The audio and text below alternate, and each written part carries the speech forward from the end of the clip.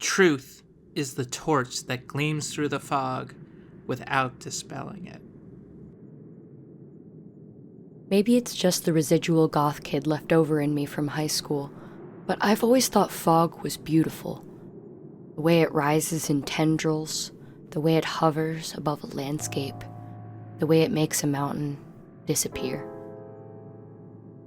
Most of the time, though, in literature or media, fog doesn't symbolize good things. There's the fog of war, a phrase first used in the poem The Battle of Bunker Hill by MacDonald Clark, becoming a well-used phrase thereafter. There's the fog that surrounded the Titan before it struck the iceberg, in Morgan Robertson's weirdly prophetic 1898 book, Futility, or The Wreck of the Titan. There's the fog in Silent Hill, which, though everyone knows it was used to hide things rendering in, still contributed to the timeless, spooky atmosphere the game maintains to this day. The things that tend to scare people the most are things that have a mysterious or unknown element, things that can trick or muddle the senses, and being unable to see can be extremely scary, if you're someone who's used to seeing, that is. It's so dark down here. I can't see a thing. Oh no, what a nightmare. Sorry. When you're walking or driving in fog, the landscape in front of you is reduced to a hazy mystery. To navigate forward, you're reduced to your limited senses and your memory, and even then you don't actually know what lies ahead. To walk in fog is to accept that you cannot know what's coming, cannot predict your environment past a certain point. To walk in fog is to accept your fate. Persona 4 is set in the small, rural Japanese town of Inaba, which has unfortunately been experiencing a string of murders. Luckily, you and your friends are here to try and solve the mystery, seeking the truth and using your strength of heart to rescue people from the mysterious, foggy otherworld inside the TV. That probably sounds absurd to anyone who's never played a Persona game before, but stay with me here. I'm not going to go into a ton of details anyway, because despite this game being over 16 years old, I'm going to do my best not to spoil it for you. Both because I think you should play it, and because I think there might be a remaster coming. But anyway, toward the end of the game, Inaba is beginning to fill with a dense, sinister fog. Now, the fog has come before. Each time a murder took place, and each time a person would have been murdered, if you, as the heroes, hadn't saved them. But this time, for whatever reason, it's not going away. It worsens over the course of a month, beginning as a light haze and ending so thick that you can't see others in front of you. At first, many of the townsfolk are understandably quite scared, though some are just curious and find it interesting. Fog is pretty interesting, huh? It makes it so you can't see anything. Can't see anything. Anything at all. It's kind of nice. Hey, have you heard? There's been a lot of fog, right? Well, the reason for it is they're actually microbes that have been breeding in Inaba and have become airborne. Someone told me you'll be safe if you wear a gas mask. This fog is poison! It's a gas filled with viruses! Don't inhale the fog, or you'll die! He's not the first one like that I've seen lately. Poisonous gas, though? Oh, I'm sure it's not true. And the paranoia grows and grows. This whole town's cursed. The world is ending and you're wandering around without protecting your lungs and body? You need a gas mask, man. Don't you even watch TV? But then, after a while, it gets really weird. The fog is so thick that I don't have to worry about how people react to what I say. If I can't see them, then I can just assume their reaction was whatever I wanted. So I can say anything I want. Yeah, you're right. If you don't see other people, you kind of stop caring about them, right? Some people say the fog is poisonous, but I don't feel bad at all. You're worrying too much. Just imagine that the town was supposed to be like this from the very beginning. Pretend that this is natural. I saw it on the Midnight Channel. Countless black creatures crawl out of the fog and infest the town. The town gets overrun by them, and the people who inhaled the fog turned into them too. People turning into monsters? That sounds awesome. It's like some kind of anime. I wonder how it feels to turn into a monster. Well, I guess, if everyone was turned into monsters, that'd be okay. If everyone's becoming a creature, why would I worry about becoming one? It's just like we are evolving into another species. It's eerie, isn't it? People accepting the fog, preferring the fog, and in such a short time, too, if you take note of the dates at the top of the screen. Now, to be fair, the game has already established that ideas spread fast in a small town, but this has to be something else, right? Why would everyone so easily accept the end of the world? And then a bigger question, is this just the magical effects of a supernatural fog on a game world? Or is it meant to reflect something in real life? Because, let's be honest, we've all probably thought a lot about the end of the world. Not only do we live in unprecedented times, shall we say, but we're also surrounded by some, quite frankly, really cool apocalyptic media. The internet completely ate up the Fallout show. The Last of Us, Furiosa. It's cool to watch these badass hero dorks run around and blow stuff up, for one, but also to join them on their journeys of grief, discovery, love. It's probably the same as enjoying any fantasy media, right? Just a way of experiencing things we'll never experience, seeing worlds we'll never see, watching people perform superhuman feats. Today's apocalyptic tales appeal to a yearning for experiences that will reveal the undiscovered heroic potential in the most average of us all, and establish a new community in which the truly worthy are rewarded. Regardless of their ultimate outcome, these types of selfless characters are often depicted as the worthiest survivors in apocalyptic narratives. If they live, their ability to survive despite all odds marks them as chosen. That's from The Appeal of the Apocalypse by Karen J. Renner. And this is probably not super surprising to you either, right?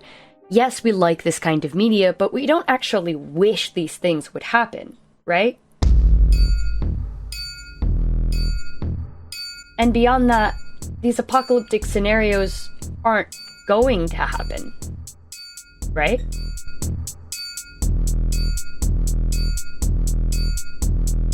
So back to those unprecedented times, eh?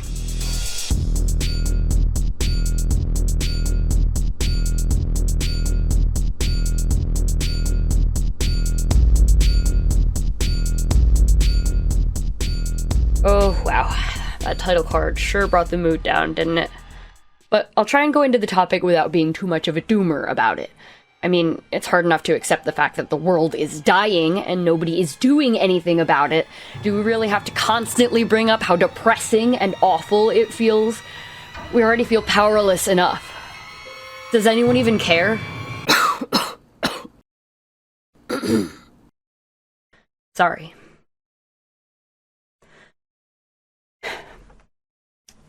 This topic can be a little much. For everyone, really. If they're remotely informed about the topic. Now, let me say first off that I am not an environmentalist and I don't pretend to be an expert on climate change and all that.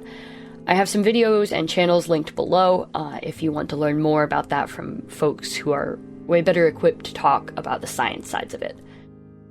I am here to talk to you about how this all feels. How does it feel to be a human person in the current world, and how can we use video games and philosophy to help make sense of it all? Is that the thesis for my channel now? I don't know, I used to be a Minecraft guy. 91% of Americans ages 16 to 25 are worried about climate crisis. 46% endorsed the idea humanity is doomed, and 45% reported that their distress negatively affects their day-to-day functioning. Approximately 50% of American children are afraid climate crisis will cause the Earth to be uninhabitable by the time they grow up. That was from How I Learned to Stop Worrying and Love the Eco-Apocalypse, an existential approach to accepting eco-anxiety by Devin Guthrie, which is one of my favorite sources that I read for this video. You'll understand why as we get closer to the end of the video. But the point of that list of statistics is that this feeling of eco-anxiety is extremely common. So common, in fact, that you don't even have to believe in climate change to feel it. You know how when there's a hurricane or natural disaster, there's always people who refuse to evacuate, even when shown evidence that they should? And to be clear, this is not talking about the folks who can't evacuate due to disability or insufficient resources. Well, according to Guthrie, this is a really common terror management defense. In response to the fear of death, many people will do everything they can to maintain an illusion of agency or control, even at the expense of their actual safety. Denial, in this case, can sometimes be a defense mechanism to cover the anxiety that exists below the surface. And to a lot of people, that's so much easier than looking the horror straight in the face. Even so, accepting near-term collapse will undoubtedly be painful.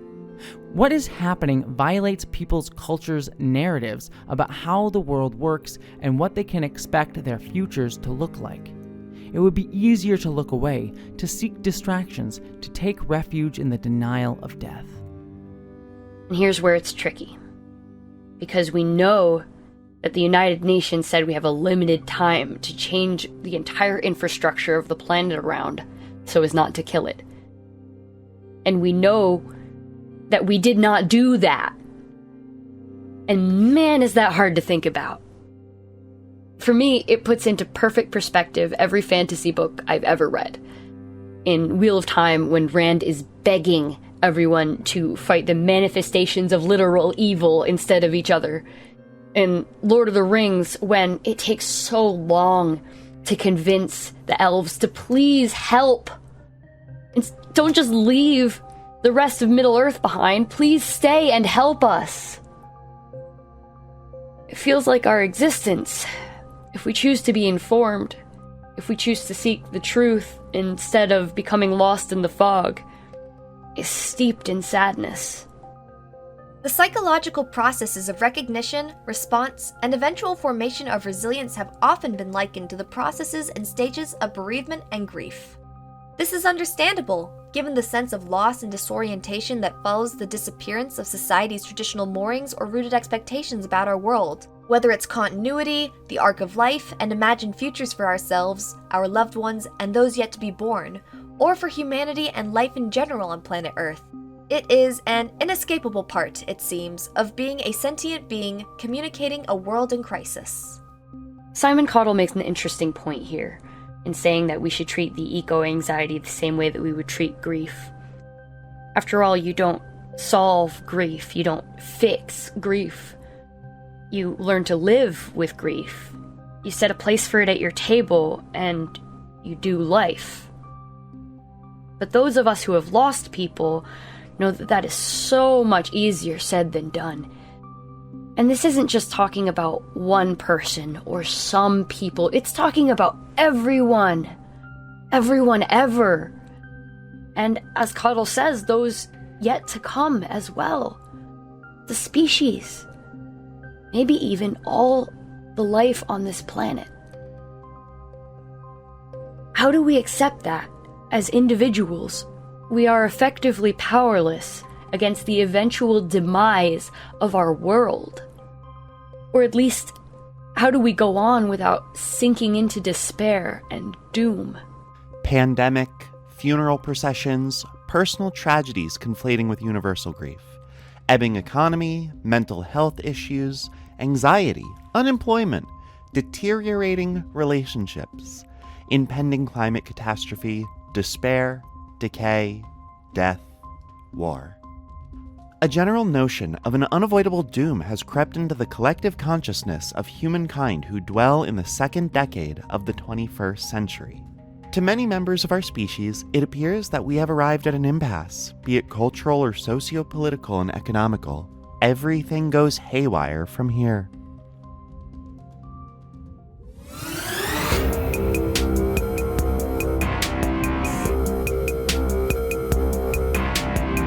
Have you felt the doom? I know I have. Dripta Sarangi described it well in the quote before the title card. The doom feels like a huge, unavoidable, unbeatable colossus in front of us. I'm reminded, strangely, of my favorite Magic the Gathering card art, Eldrazi Conscription. In this piece, a person faces away from us and regards Emrakul, the Aeons Torn, the immensely huge Eldrazi, able to annihilate anything it touches. Emrakul is so huge that she is somewhat faded by the blue-gray fog of distance, like a mountain, but larger. We don't see the person's face as they look upon this creature. We don't have to. This card is what doom feels like to me. Futility, resignation. Like, what would I, a disabled, small person, do if Emrakul came drifting out of the distance? Probably just die. And that's how the world in crisis feels to me. Like Emrakul on the horizon. Enormous. Unavoidable. And now we get to the term doomer. Let's use a definition that Sarangi found useful. A doomer is defined as the inheritor of a long tradition of being jaded with the world and adopting this as a consistent worldview. He looks and nods at those that deny life, Hegesias of Cyrene, the Buddhists, Schopenhauer. But as a product of the modern world, he couldn't pretend that there is any ultimate spiritual redemption at the end, so he can only deny. Like I said before, I have felt the doom. But I also know from being around other humans that being a doomer is not always received super well. Even among people who 100% agree with what you're saying, it really brings the freaking mood down, doesn't it? And then if you're me, you feel bad, and it's just a cycle of feeling bad because the world is bad and knowing there's little to nothing you can do about it, which also feels bad. But talking about it makes everyone feel bad, and that makes you feel bad, and you have an obsession with being accurate about stuff, so you can't just pretend things are good when they're bad. And before you know it, you've become the guy in the meme. See? Me. We've all likely seen the doomer memes, whether they're meant to be taken at face value or ironically. Sarangi writes that the popularity of the memes, and thus the cultural movement that always accompanies memes, really blossomed in the period of the 2020 pandemic. Suddenly, there were tons of doomers, and it makes sense, right? Nobody was doing well. We were baking our little breads, and watching our little Netflix shows, and deciding to be Minecraft YouTubers. We were staving off the doom that we were all feeling. We felt powerless to affect our situations in any large sense. So the doom started creeping in. And we began to welcome it. We began to set a place for it at our tables. But is this the same as when I said that before about grief? I'm not so sure. Being a doomer involves apathy, nihilism. We can't do anything, so nothing matters. Don't try, don't care, don't love, don't participate. You can see quite easily that that kind of mentality can lead to very, very dark places. And if you're the sort of person who might be, say, easily influenced by those dark places, that can lead to extreme consequences. Ideologically, doomers can form the opposite ends of the spectrum, far right or far left, but politically, they are often too aware to be entirely apolitical or neutral. Some of the self-proclaimed doomers later come out of their shell and join some form of political activism, but a lot of them fall into the rabbit hole of right-wing propaganda by following the likes of the pseudo-empathic, misogynistic intellectual Jordan Peterson. The closer our doom approaches, the more doomers become nostalgic of a past in which a harmonic poesis with nature was attainable. For clarity's sake, that's two quotes from the same paper together for some brevity, but the point remains. Consistently surrounding oneself with things that reinforce these doomer thoughts, with communities that praise doomer ideals, can actively harm people who are vulnerable to such ideals, and the people that those people come into contact with. So even if you fully believe that there is no hope for the world, you can at least, hopefully, agree that you should try and cause as little harm to others as possible, right? Several studies replaced the standard mortality salience prompts with climate crisis salience prompts, and demonstrated that thinking of climate crisis also tends to promote ethnocentrism, increase aggression toward outgroups, and elevate levels of anxiety compensatory consumerism. What they mean here is that, yes, increased anxiety about your impending doom does make people more likely to be racist, does make people more likely to do things that they perceive will help them, even at the expense of others. I want to talk a little bit about postmodernism, but I also don't like talking about things I don't understand super well as if I do. So I'm cutting it down to the barest minimum definitions as I understand them and making some comparisons between the doomerist and postmodernist philosophies, since they seem to have a similar bone structure, both stemming from a sort of rejection of deeper meaning. Postmodernist philosophers, if I am understanding this correctly, reject meta-narratives. A meta-narrative is a story that is used to explain life and define people's actions and personal viewpoints, kind of.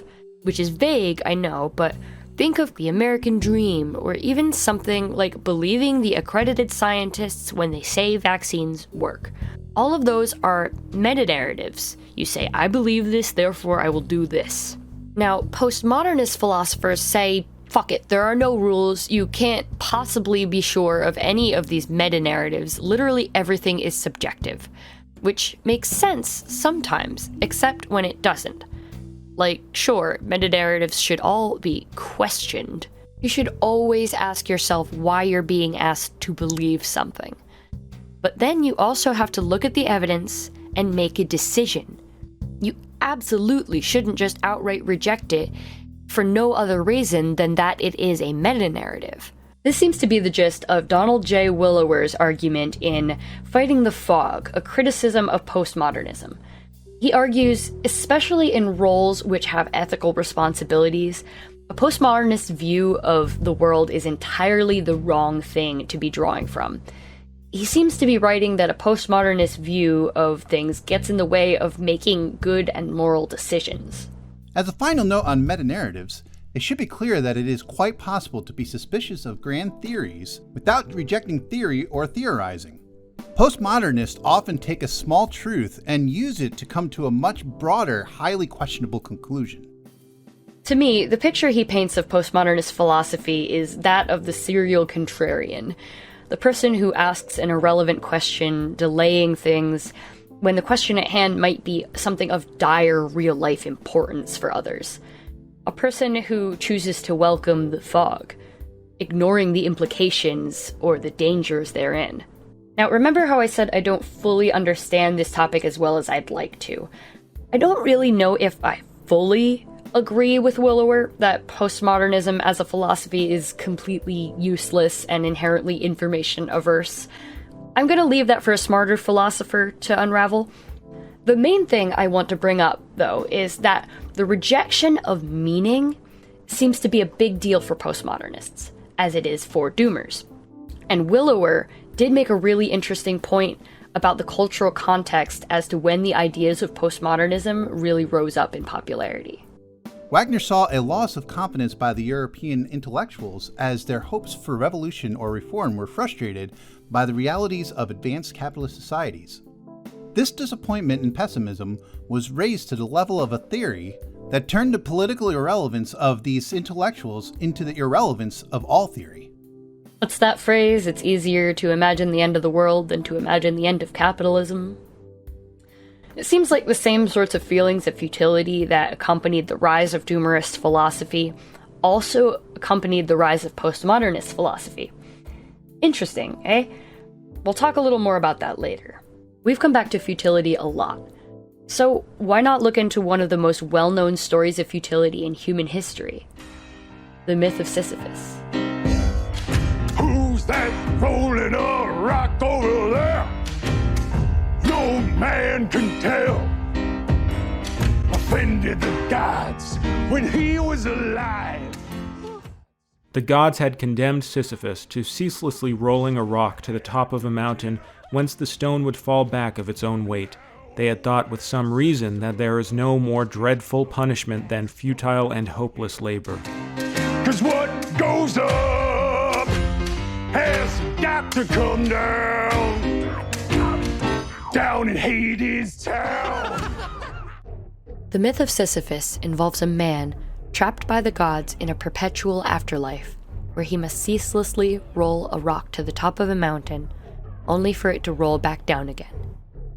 He will repeat this task until the end of time. The myth differs on what Sisyphus did to deserve such a fate, but ultimately, Albert Camus, in his famous essay about it, declares that it doesn't really matter. The point is, this is Sisyphus's absurd existence, and there is nothing he can do about it. Thus, we have Sisyphean tasks, tasks that are perceived as unable to be completed, impossible, not worth trying. Yet Sisyphus, though he knows his task is futile, tries the same amount every day. If this myth is tragic, that is because its hero is conscious. Where would his torture be indeed if at every step the hope of succeeding upheld him? The workman of today works every day in his life at the same tasks, and his fate is no less absurd. So here, Camus begins to draw the comparison from Sisyphus to us, the workers, the everyman. And it checks out, that never-ending cycle of work, food, laundry, dishes, sleep, repeated ad nauseum, and with little hope that it will ever get easier. And that's if we're lucky enough to have a job, to have the ability to do our laundry, to have a place to live. But it seems to me in this quote, Camus is also arguing that Sisyphus's fate would be worse if he upheld some sort of hope, because each time it would just be dashed against the stone as it rolled back down the hill. And that makes sense too, I guess. Why hold a false hope? Why not just try and accept your situation for what it is? And then there's the really famous bit of the essay, the part that everyone remembers, the part that has spurred countless discussions in philosophy classes through the years. I'm splicing together two quotes here. Sisyphus, proletarian of the gods, powerless and rebellious, knows the whole extent of his wretched condition. It is what he thinks of during his descent. The lucidity that was to constitute his torture at the same time crowns his victory. There is no fate that cannot be surmounted by scorn. The struggle itself toward the heights is enough to fill a man's heart. One must imagine Sisyphus happy. Camus argues that the fact that Sisyphus has no power over his body, his lucidity, his mind, is the key that crowns his victory, even though it also makes his torment possible. Sisyphus is still a human person with an imagination, and the freedom to think whatever he wishes, free to scorn his oppressors, at the very least. Hold on to that thought for a bit. The second quote there is the last two sentences of the essay. Everyone always quotes the last sentence, one must imagine Sisyphus happy, but I find it interesting that they often leave the second to last sentence out. The struggle itself toward the heights is enough to fill a man's heart. So perhaps Camus is arguing here that Sisyphus can find meaning and joy in the very thing that torments him. That doesn't make much sense, does it? And anyway, how does that apply to us in the first place? This isn't the indomitable human spirit, this is Sisyphus. One guy. One man who is tied to his hill, to his rock, to his fate, because he's forced by the constraints of his supernatural afterlife. Does this metaphor actually apply to us at all?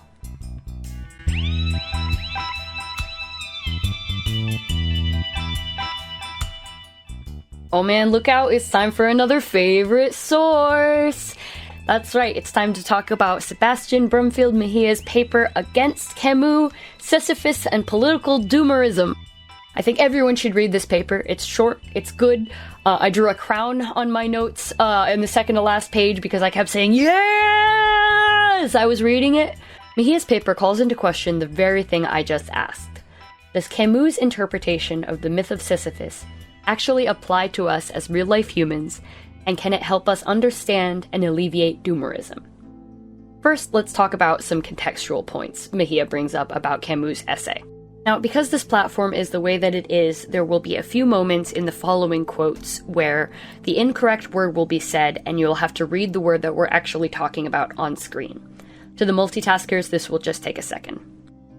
Upon publishing his essay, Camus intended for Sisyphus's affirmation to guide people grappling with the absurd atrocities of World War II, including the hologram and nuclear warfare. Much like Sisyphus's nascent ascent toward the mountaintop, collective hopes for global peace and prosperity post-World War II still appeared within reach. In 1944, Jean-Paul Sartre strangely wrote, "Never were we freer than under the German occupation. We had lost all our rights, and first of all our right to speak. They insulted us to our faces. They deported us en masse. And because of all this, we were free."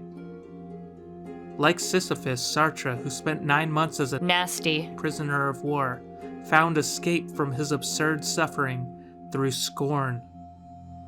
Though the nasties controlled his body, they could not control his attitude.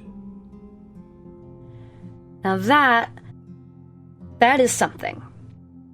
It makes a lot more sense why Camus and other philosophers of the time like Sartre were writing such ideas.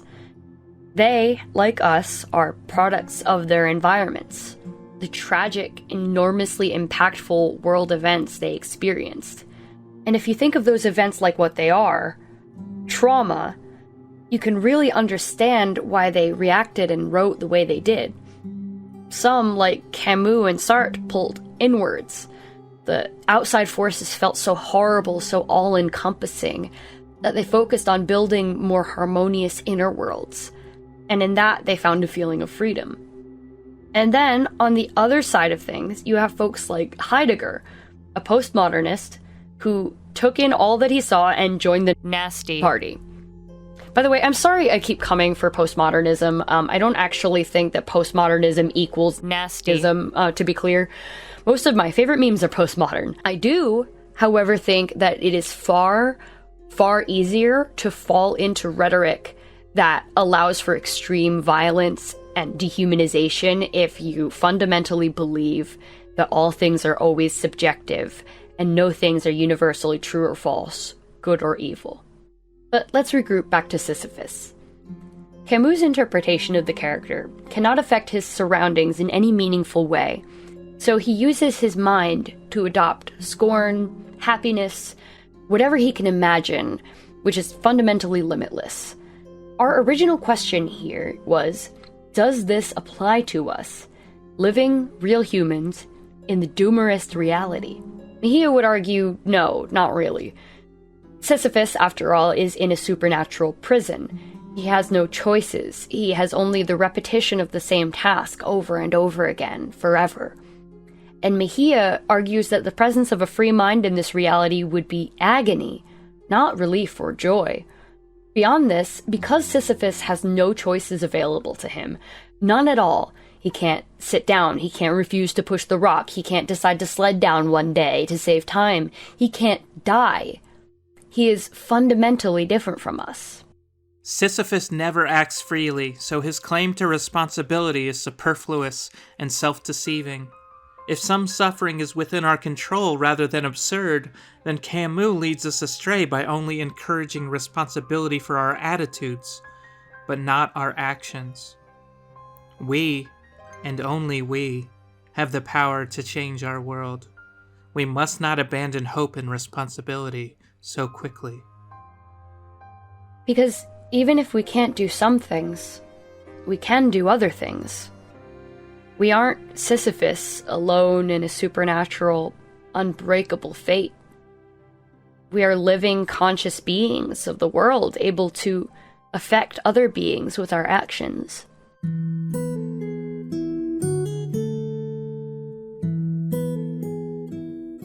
When it comes to what to do, Mejia writes in 2 separate quotes that I spliced together for brevity. Overcoming doomerism requires us to anticipate their causes and build collective power to meaningfully address them.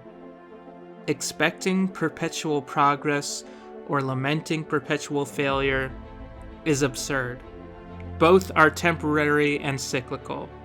For each rock raised, another will tumble down and demand our labor. To dignify our suffering and affirm the totality of our lives, we must endeavor to lift our burdens once more. This time, together. Man, I love that paper. I get fired up every time I read that last part. The fact is, there's always a lot more nuance to things than everything is good or everything is bad. And I think it's very, very important to remember that there are some good things, and you can change some things, especially when the alternative is giving up and giving in. So we aren't Sisyphus, and believing that we are won't fix anything. That kind of fatalistic thing won't get us anywhere. It'll just get us lost in the fog again, and we can't do that. But okay, there's still everything else that we said before about the environmental crisis that is still very largely out of our control. Even if everyone watching this did twice as much activism and recycling as they do now, it's still highly, highly likely that we will see more and more irreversible, noticeable changes to our planet in our lifetimes. Where is the balance? How do we, as individuals, handle this reality?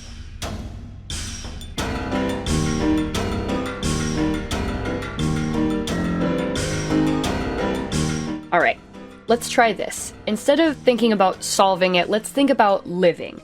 Let's think about getting through the day, but maintaining the balance between understanding and accepting that the world is in crisis, and not being crushed by the weight of the doom or allowing our doom to negatively affect our outward actions.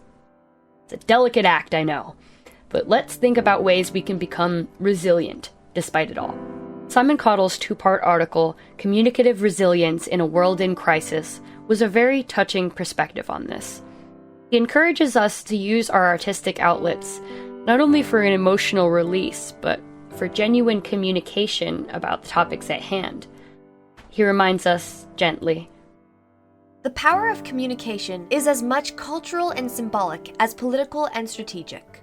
Whether academic or activist, artist or advocate, we would do well to recognize that communicating to others something of our world in crisis and its continuing assault on the web of life is not only a cognitive and informational affair, but also deeply infused with emotion and effect that this can extend meaningfully beyond analysis and critique. Symbols, story, soundscapes, and song, all for example, have their part in communicative knowing, imagining futures and in the mobilizations for change. This struck a chord with me. I thought about how many things I've learned from video essays, films, books, video games, all art forms, all things that sparked fires in my mind with the ideas they expressed, fires of curiosity that spread as I dove into learning more. Of course, the art itself will help get important points across. Art makes us feel, and feelings make us curious, and that in and of itself is part of what makes us human. And while it's entirely true that not every art piece will spark those fires in every person, Cottle argues that this too is part of the experience. Sometimes it must be said, our music can also fall on deaf ears. But this too is a communication of sorts, and encourages us to find different musical registers and appeals that may yet resonate with others. Throughout the article, Cottle shares several art pieces that he found meaningful, one of which is on screen now. Guno Park's Nature of Things is a striking image, even more so when you see how large it actually is with Park standing next to it. It shows a human skeleton, rendered in painstaking detail, with plant life growing through it. Through the ribs, through the mouth. To me, it feels a peaceful image, despite its macabre subject matter. This image reminds me, that though we have a limited time on this planet, we are not the only thing that matters. The world, the universe, is bigger than humans, and it will go on with or without us. If most of us don't survive, perhaps we can at least make it so that some of us survive, or that some things on the planet can survive. And if not, we are just one planet. Life will always find a way. The collapse of industrial civilization does not necessitate extinction for all people everywhere, although it would be wise to prepare for the eventuality. Therefore, accepting eco-apocalypse need not mean people abandon efforts towards sustainability and adaptation to climate crisis. Continuing to fight a losing battle, pressing on against impossible odds, is what Becker would define as a heroic and worthy goal, and is what Camus would endorse as the type of Sisyphean struggle that makes people truly human. Here's Sisyphus coming down the mountain to greet us once again. He always does come back, he's reliable that way. We spoke earlier about how Camus wrote that there is no fate that cannot be surmounted by scorn. We theorized that this ability to scorn his oppressors, the gods themselves, might have given Sisyphus a bit of comfort, given his inability to feel free in any other way in his life. But then we learned from Mejia that maybe we shouldn't be comparing ourselves to Sisyphus so much, because unlike him, we aren't fatalistically tied to our rocks and our mountains. But then we also are kind of tied to some rock-mountain combos, because there are a lot of things, including but not limited to the eventual extinction of our species, that are fully beyond our control as individuals. So perhaps there may actually be a secret third thing. Maybe the struggle against the inevitable and the acceptance of the inevitable can go hand in hand. I talked to my therapist about the doom I feel regarding the planet, the government, what have you, a lot. He may even be watching this video, and if so, hello.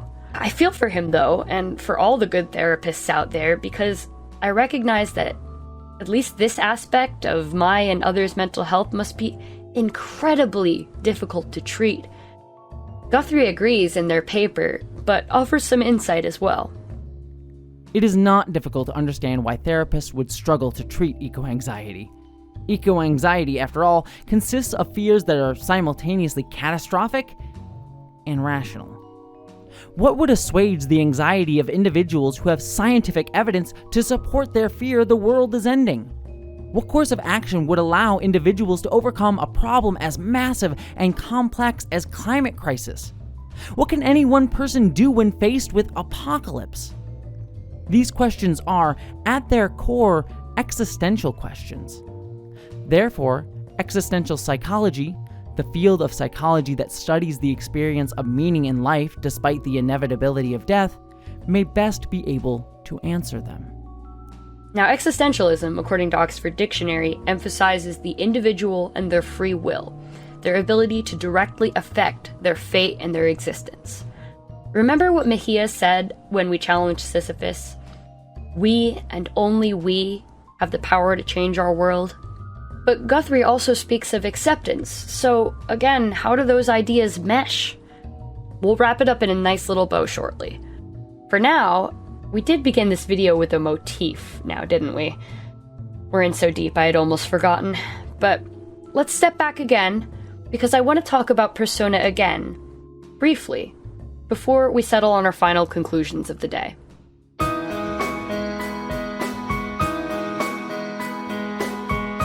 Persona 4 came out in 2008. By the end of 2008, while we didn't have the exact numbers of just how fast things were warming up, we did know that things were getting pretty severe. There was already evidence of species migration, massive Arctic ice melt, and the dangers of greenhouse gases were already well known. Culturally, talk of the apocalypse was generally high after 6/6/2006, when the world famously did not end. The topic of climate change is only mentioned directly once in Persona 4 that I was able to find, but it's not hard to imagine that it was probably part of the inspiration for the themes of the game.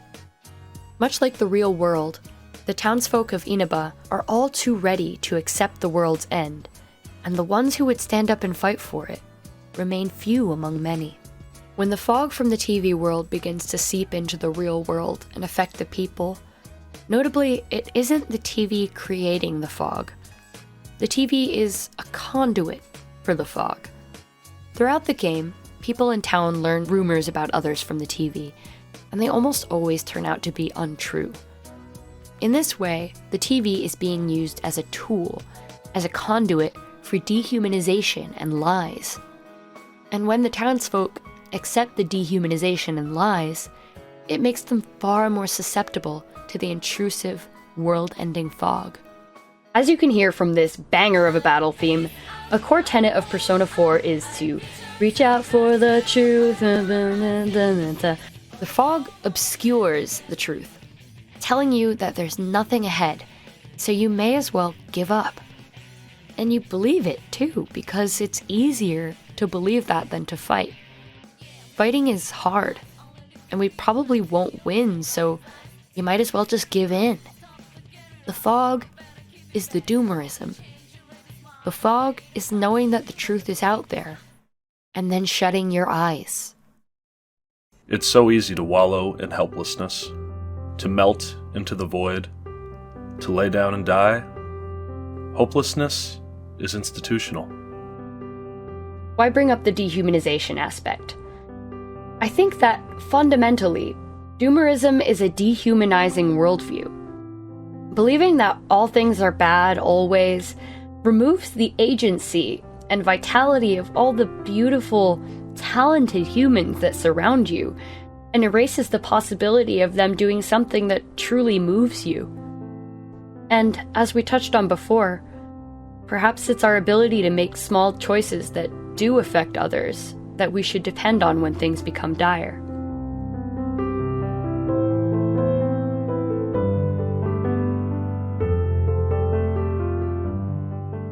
I think the key to overcoming doomerism is here, in rehumanizing rather than dehumanizing. In order to continue on and not be crushed by the doom, we must remember and celebrate our humanity, and that includes our impermanence. Practicing acceptance also means understanding that on a deeper level, climate crisis has not altered the fundamental facts of human existence. Climate crisis or no climate crisis, each person was always destined to die. People experiencing eco-anxiety sometimes think of climate crisis as a death sentence. It is not. Life is the death sentence.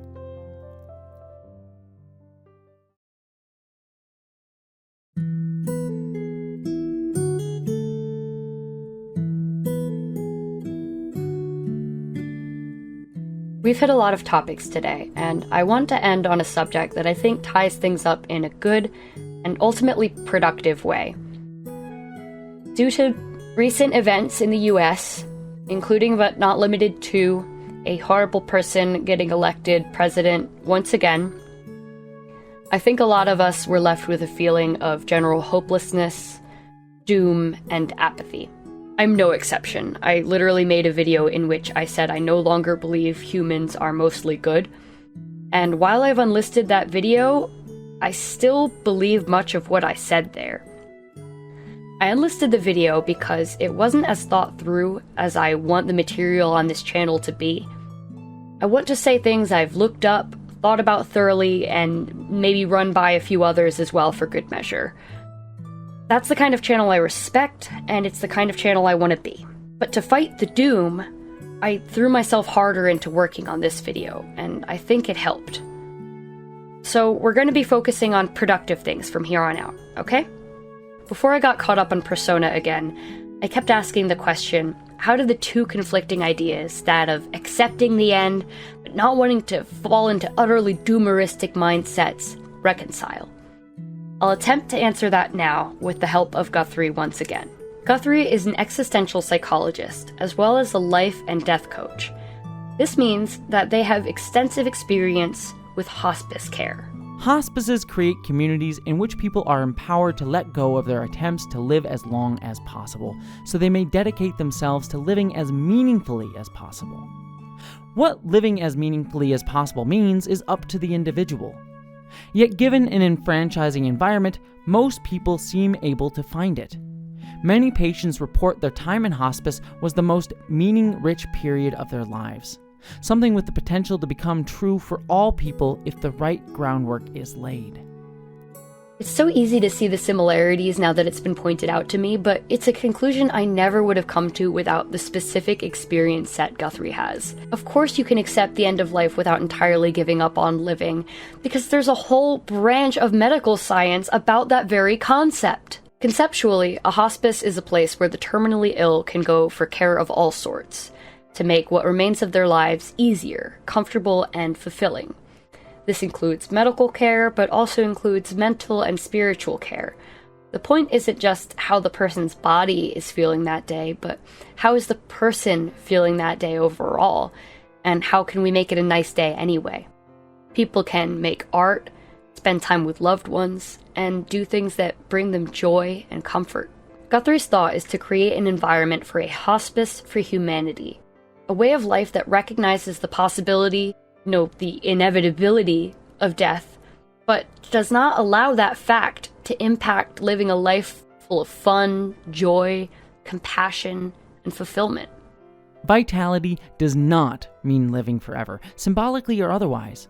It means living to the best of your ability today, and the next day, and the next one, until one day, you die.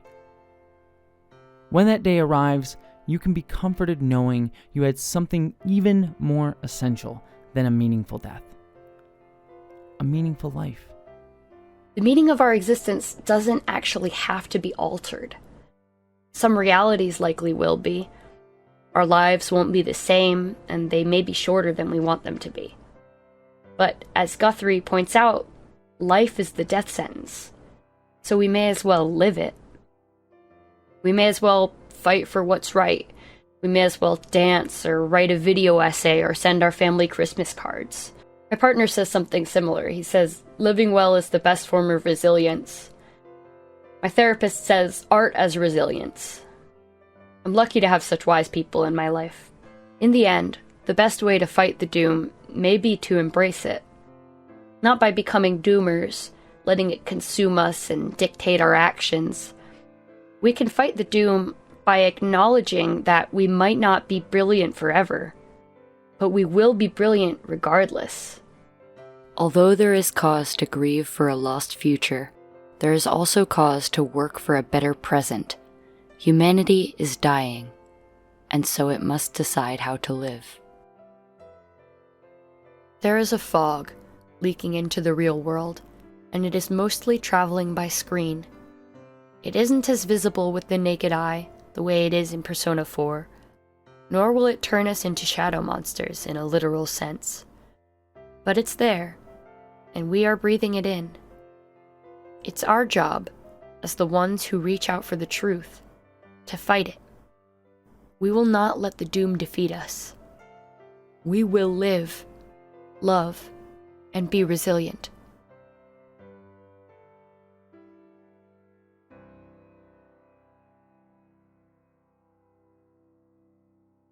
I want to take a moment to thank my voice actors for this episode.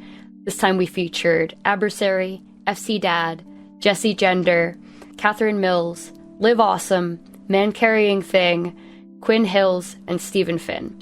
I really appreciate all of you for taking the time to help me out, so thank you so much. If you liked this video, please remember to subscribe, like, and leave a comment, because especially as a small channel, that makes all the difference in the world. You have no idea. I do also have a Patreon, Blue Sky, and you can find all that in the description. One last thing I want to mention before I go. If you're the sort of person who likes to do the extra reading, I will always have the transcript for the video linked in the description, and that will also include links to all my sources. There's some really great ones for this video, and I really encourage you to check them out. That's it for real now. Thanks so much for watching, and stay tuned for the next video.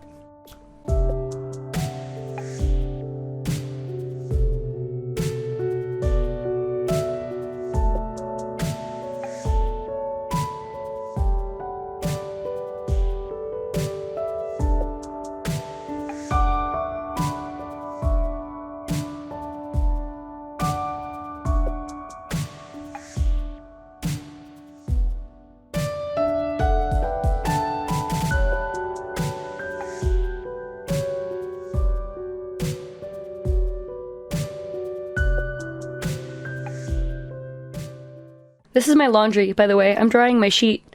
It just looked kind of cool, so I left it for the video. My cat sneezed.